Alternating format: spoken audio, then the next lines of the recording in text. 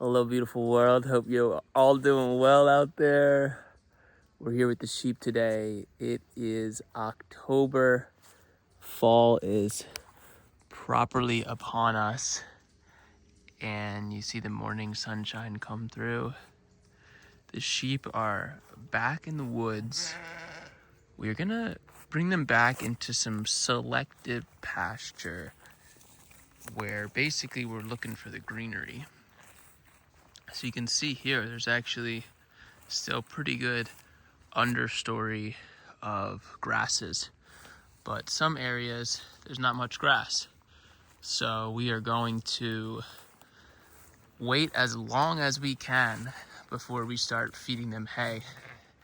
And they're even munching on the goldenrod, and they're seeming pretty happy here. We're gonna move them a little more quickly through the woods this lap just to give them exposure. It's funny, you see them actually eating the clover like as close to the fence as they can. It's tough because this is a walking trail, but there's some good forage here, so trying to find that balance. But they seem pretty happy. Here's their salt and mineral and their water as well. Oh, we have a couple. They're kind of going at it. They're working something out.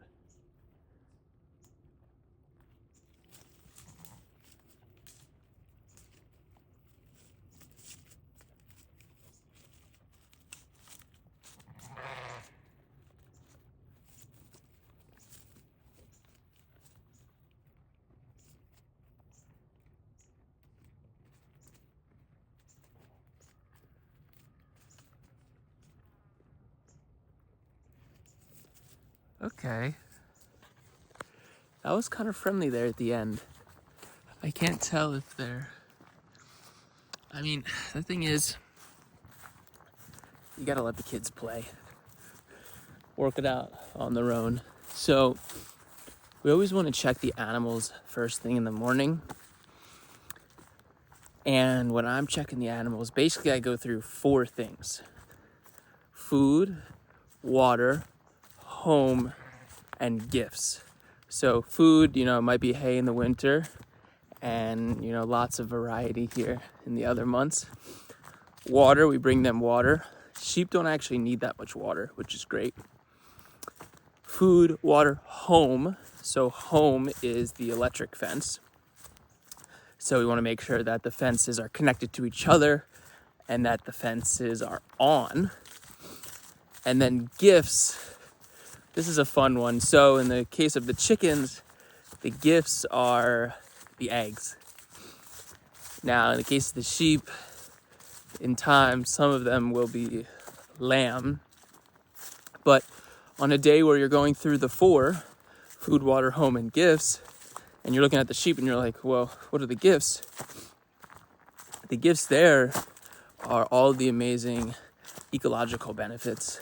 They're cycling nutrients, their manure is super rich, they're eating a lot of the understory here and creating light for more ground cover.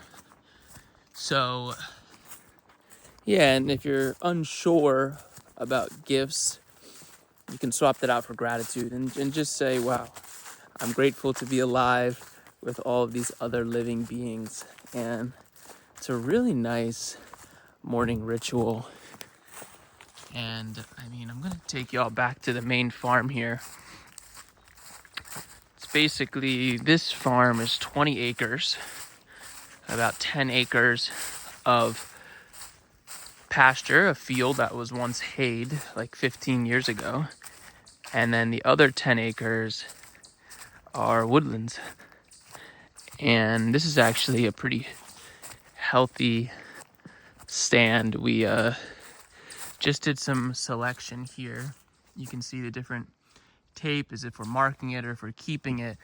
And we just felled some of this ironwood or hop hornbeam, and basically we're looking at which trees are the healthiest that we want to keep and which ones do we maybe want to thin. So a little forestry kind of approach here. So you might think, okay, how healthy does the tree look? How tight is its bark? How much is it leaning? Does it have a super low crotch? As you see here, right? Water can get in there and actually, cause some rotting or some disease vulnerability.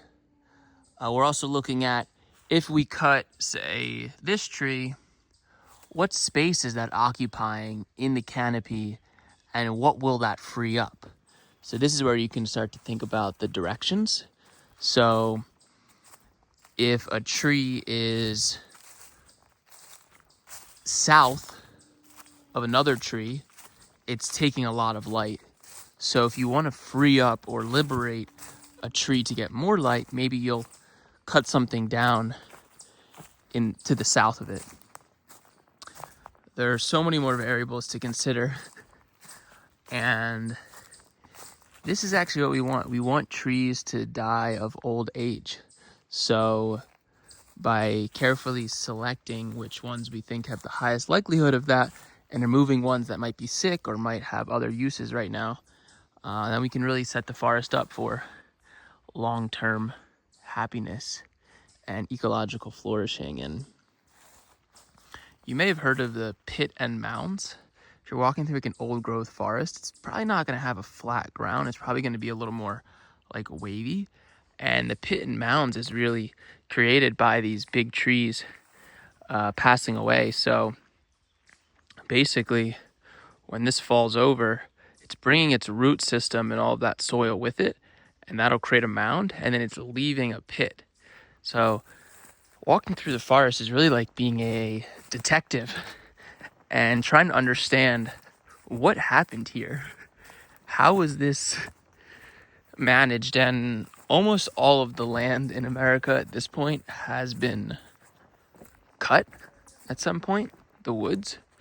So even in the 1600s, there is reports from there being concern of over harvesting the wood. So it's pretty sad that almost none of the woods are truly in their pre-colonial state. But we are in a time of working with the woods, and here's some mushroom inoculation. Here's another example here. This poplar tree had fallen. Came out here with the chainsaw, and we cut into it and inoculated it with mushrooms, and then came over with clay to seal it up. And you can see that we've done that all through here. And you really, this is starting to become a mushroom trail with so many little surprises. And it's pretty interesting to think about the woods or a landscape as a macroorganism, and what are all the different happenings and which ecological niches are they filling. Walking through this stand of pine, you might think, wow, look at this pine forest. Well, this was actually a pine plantation. So we want to add some more diversity in here, but also this space is providing a use. This is where the sheep overwinter. So the sheep actually don't go into a barn. They stay in this evergreen woods, and these trees actually provide a nice windbreak and block the wind from the trees. And this is a really nice, when we had our kids camp, we brought the kids here and got to play on this jungle gym. And yeah, it's actually pretty phenomenal what you see happening here as this returns to soil.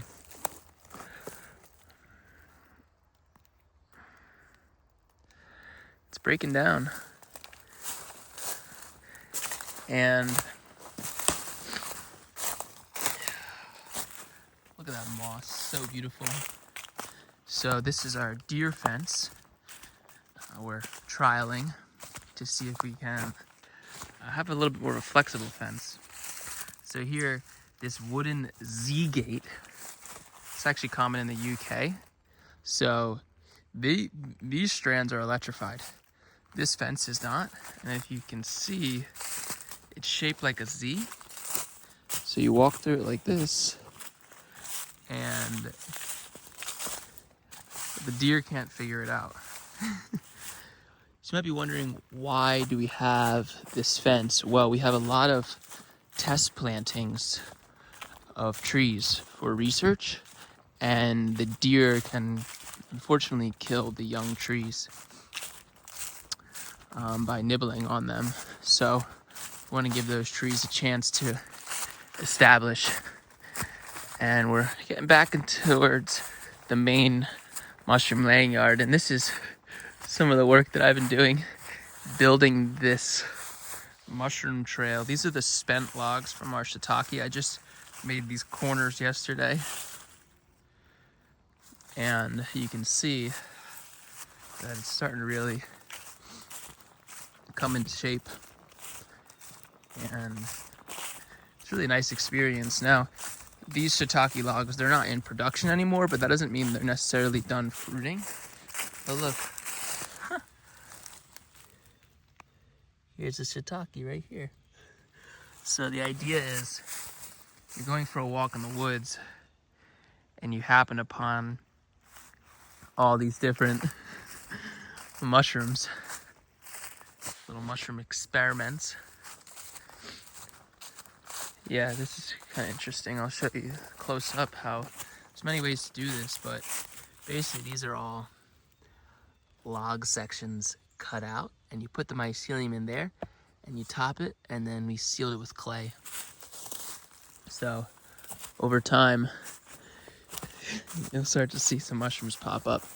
Now here's a pretty interesting example of thinking about the macroorganism. So this tree came down. It's pretty wild. I was able to weave the deer fence kind of through it. We want to make sure that the fence isn't touching the wood. Now, here's the main part of the stump. I mean, you can barely see it. It's starting to be covered with vines. And the interesting thing is, these vines, they're not going to go on a healthy tree. They are actually serving a function here. They are pulling this tree to the ground so it can break down and decompose. And they're actually grapevines. Maybe get some grapes along the way. But we are back. You can see it's very properly fall. And we're here in the maple stand. These are all the maple syrup tubes. Here's one of the experiments we're doing. I won't get into that. Here are the logs that we inoculated in the spring that will be ready to put into rotation in the fall.